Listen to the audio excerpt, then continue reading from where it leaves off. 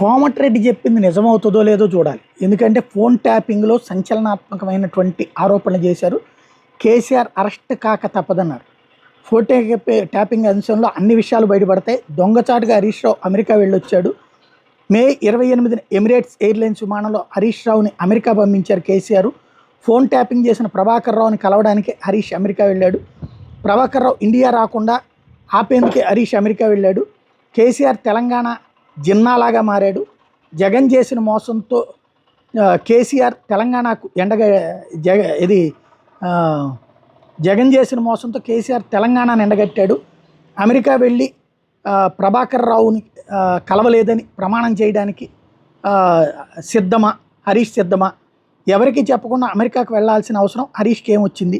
ఎన్ని రోజులైనా కేసీఆర్ని వదిలిపెట్టే ప్రసక్తి లేదు. ప్రభాకర్ రావుని వెంటనే వచ్చి పోలీసులకు లొంగిపో అని కేసీఆర్ చెప్పాలి. కేసీఆర్ కూడా తన తప్పు ఒప్పుకోవాలి. ఇది ఆయన స్టేట్మెంట్. నిజంగా ఇప్పుడు ఉద్యోగుల్ని తీసేసినట్టు ఆయన తీసేస్తారా? కేసీఆర్ని అరెస్ట్ చేసే సీన్ ఉందా? చూడాలి.